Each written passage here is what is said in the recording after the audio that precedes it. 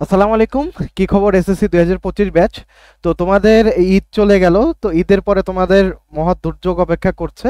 কিছুদিন পরে কিন্তু তোমাদের পরীক্ষা। আর তোমাদের হাতে সময় মাত্র 8 থেকে 10 দিন আছে। তো আমি তোমাদের শেষ 7 দিনের একটা অ্যাকশন প্ল্যান বলে দিব যে এই 7 দিন তুমি যদি এভাবে প্রিপারেশন নাও তাহলে লাস্ট মোমেন্টেও তুমি কিন্তু ভালো একটা প্রিপারেশন নিতে পারবে। এবং লাস্টের যে 3টা দিন আমি রিজার্ভে রেখেছি ওই 3টা দিন তোমার প্রথম যে পরীক্ষাটা আছে অর্থাৎ বাংলা প্রথম পত্র পরীক্ষা, ওই পরীক্ষার জন্য তুমি রিজার্ভ রাখতে পারবে। তো চলো দেরি না করে ভিডিওতে চলে যাই।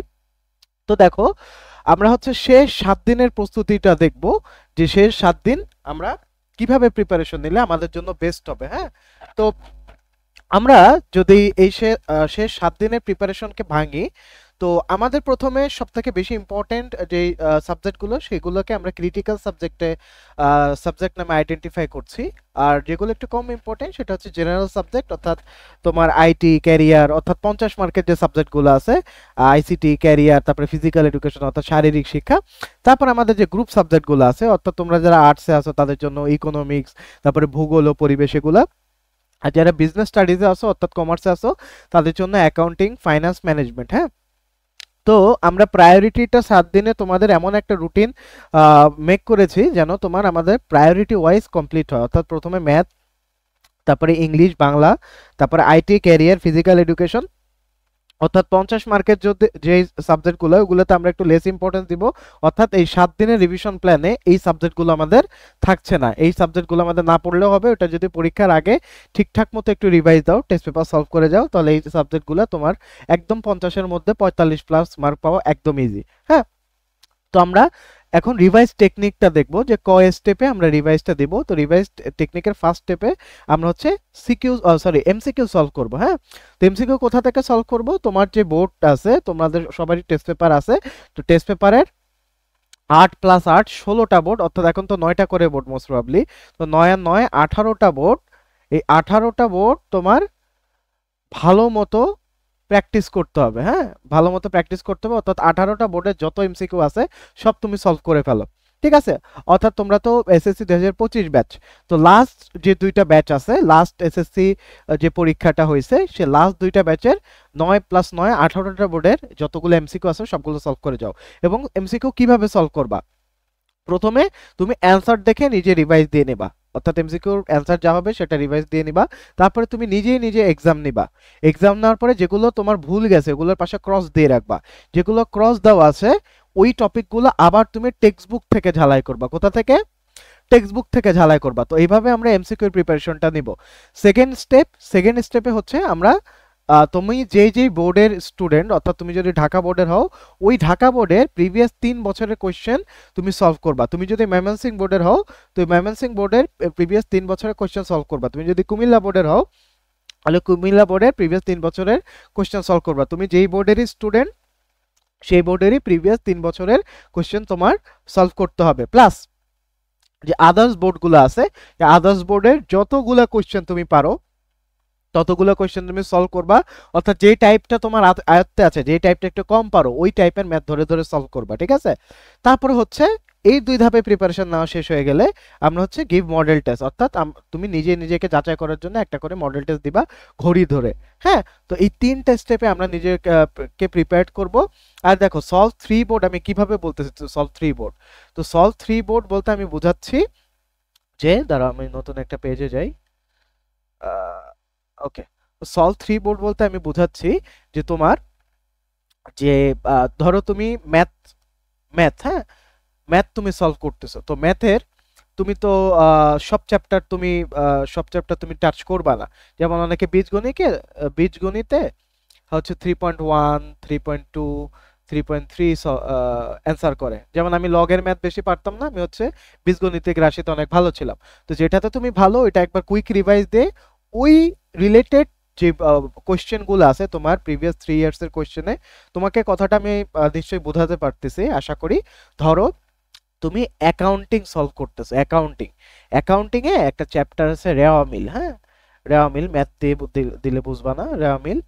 তো রেওয়া মিলে তুমি একটা কুইক রিভাইজ দিয়ে নিলা। কোথা থেকে? টেক্সট বুক থেকে কুইক রিভাইজ দিয়ে নিলা। তারপরে রেওয়া মিল রিলেটেড তুমি ধরো ঢাকা বোর্ডের স্টুডেন্ট, তো ঢাকা বোর্ডের প্রিভিয়াস 3 বছরের কোশ্চেন তুমি দেখবা রেওয়া মিলে তোমার কোন কোন টাইপের ম্যাথ আছে। তো ওই বিগত তোমার যে বোর্ড আছে, তুমি যদি যশোর বোর্ডের হও তাহলে যশোর বোর্ডের, কুমিল্লা বোর্ডের হও তাহলে কুমিল্লা বোর্ডের। হ্যাঁ, তো তোমার যে বোর্ড আছে, রিলেভেন্ট বোর্ড আছে, ওই বোর্ডের প্রিভিয়াস 3 বছরের কোশ্চেনে এই রেওয়া মিল থেকে যে কয়টা কোশ্চেন আসছে ওই কোশ্চেন তোমার প্র্যাকটিস করতে হবে। বোঝা গেছে? স্টেপ 3টা বোঝা গেছে? আচ্ছা, তো স্টেপ 3টা হচ্ছে এই যে solve 3 board plus others board, যতগুলো বোর্ড পারো তুমি যদি একটা একটা চ্যাপ্টার করে ধরো, তো এভাবে তুমি সলভ করলা। তারপর স্টেপ 3, গিভ মডেল টেস্ট, তুমি নিজেকে যাচাই করার জন্য মডেল টেস্ট দিবা। হ্যাঁ, তো এখন তোমাদের আমি একটা অ্যাকশন প্ল্যান বলে দিব যে এক্সাক্ট ডে 1 থেকে ডে 7 পর্যন্ত তুমি কোন কোন সাবজেক্টগুলো পড়বা। এটা যে আমার মতো করে হতে হবে এমন না, আমি জাস্ট তোমাকে একটা রোড ম্যাপ দিয়ে দিব, তুমি তোমার মতো করে মডিফাই করতে পারবা। যেহেতু তোমাদের ম্যাথে তোমার সুযোগ কম, বা ম্যাথ অনেক হিউজ একটা ভয়ের একটা সাবজেক্ট তোমার আর্টস এবং কমার্সের স্টুডেন্টদের জন্য, আমি জানি সেটা। তো ম্যাথে কিন্তু তোমার কয়েকটা সেকশন আছে। হ্যাঁ, একটা হচ্ছে বীজগণিত, বীজগণিত একটা সেকশন, তারপরে হচ্ছে তোমার জ্যামিতি একটা সেকশন, হ্যাঁ, জ্যামিতি একটা সেকশন, সম্পাদ্য, জ্যামিতির আবার 2টা পার্ট আছে, সম্পাদ্য উপপাদ্য, সম্পাদ্য থেকে একটা আসে, উপপাদ্য থেকে একটা আসে। তারপর হচ্ছে ত্রিকোণমিতি একটা পার্ট, ত্রিকোণমিতি একটা পার্ট, তারপরে হচ্ছে পরিমিতি একটা পার্ট, পরিমিতি একটা পার্ট, আর একটা হচ্ছে পরিসংখ্যান, পরিসংখ্যান। তো তোমাদের ম্যাথ এক্সামের আগে দেখলাম 2 বা 3 দিন হায়েস্ট গ্যাপ আছে, বা 2 দিন গ্যাপ আছে, পিওর গ্যাপ 2 দিনই। তো ওই 2 দিনে তুমি হায়েস্ট গেলে বীজগণিত রিভাইজ দিতে পারবা, পরিসংখ্যান রিভাইজ দিতে পারবা, ত্রিকোণমিতি রিভাইজ দিতে পারবা। তোমার কিন্তু জ্যামিতি আর পরিমিতিতে একটা গ্যাপ থেকেই যাবে, তো ওই গ্যাপটা তুমি আগে ফিল আপ করে ফেলো ডে 1-এ। অর্থাৎ পরিমিতি এবং জ্যামিতি রিভাইজ দিয়ে যে কয়টা সম্পাদ্য আছে, যে কয়টা উপপাদ্য আছে, দেখবা ঘুরে ফিরে কয়েকটা উপপাদ্য, যেমন বৃত্তের অঙ্ক আসে, হ্যাঁ বৃত্তের অঙ্ক আসে, তারপর পিথাগোরাসের উপপাদ্য আসে, তোমার উপপাদ্য থেকে একটা, এবং সম্পাদ্য খুব ভালো মতো আয়ত্ত করে যাবা। আমারও স্ট্রং জোন ছিল সম্পাদ্য, উইক জোন ছিল উপপাদ্য। তো উপপাদ্য কয়েকটা ঠাডা মুখস্থ করে গেছিলাম, আর লাস্ট মোমেন্টে তোমার বোঝার কিছু নেই, বোঝাবুঝি বাদ, জাস্ট মুখস্থ করবা। আর কোনো, মনে করো তোমার অপশন নাই, লাস্ট 7 ডেজে তুমি আহামরি কোনো কিছুই বুঝতে পারবা না। তো যেগুলো মুখস্থর আছে, অর্থাৎ উপপাদ্যটা আগে মুখস্থ করে ফেলবা, তারপর সম্পাদ্য তো মুখস্থ করার জিনিস না, তোমার আঁকতে পারতে হবে। হ্যাঁ, তো জ্যামিতি আর পরিমিতি সেকশনটা এই ডে 1-এ কমপ্লিট করে ফেলবা। ডে 1 মানে কিন্তু তোমার, এটা হচ্ছে ডে 1, ডে 1, এটা হচ্ছে ডে 2, হ্যাঁ, তারপরে এটা হচ্ছে ডে 3, ডে 4। আচ্ছা, আমি এটা মুছে দিই, মুছে দিয়ে ভালো মতো ক্লিয়ার করে লিখি, ভালো মতো ক্লিয়ার করে লিখতেছি আমি, সমস্যা নাই। ঠিক আছে, তো এটা হচ্ছে ডে 1। হ্যাঁ, এটা হচ্ছে ডে 1, এটা হচ্ছে ডে 2, এটা day 3, day 4, day 5, day 6, day 7। ওকে, আর এখন আজকে হচ্ছে 1 তারিখ, তোমার হচ্ছে 2 তারিখ থেকে এই রুটিনটা অ্যাপ্লাই হবে। তো 2 থেকে তোমার 7 দিন কাউন্ট করলে কত হয়, 2 3 4 5 6 7 8, 8 তোমাদের 10 তারিখে পরীক্ষা, তাহলে 9 তারিখ, 8 তারিখ তোমার তো রিভাইজ শেষ হয়ে যাবে, তাহলে 9 তারিখ তুমি সম্পূর্ণ বাংলার রিভাইসে দেওয়ার জন্য পাচ্ছ।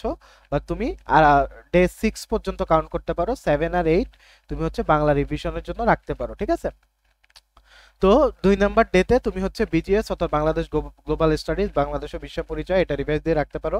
যেহেতু মুখস্থের একটা সাবজেক্ট প্যারাকম, আর তোমার প্রতিদিন মানে ডে 1-এ ম্যাথে যে পরিমিতি জ্যামিতি সেকশন কমপ্লিট করতে বলতেছি, তোমার প্রতিদিন কিন্তু সকাল দুপুর রাত এই 3 বেলায় তোমার এক্সিকিউট করতে হবে। হ্যাঁ, সকাল দুপুর রাত, তো এই 3টা বেলায় যদি তুমি ভাঙো তাহলে দেখবা তোমার ইজিয়ার হয়ে যাচ্ছে।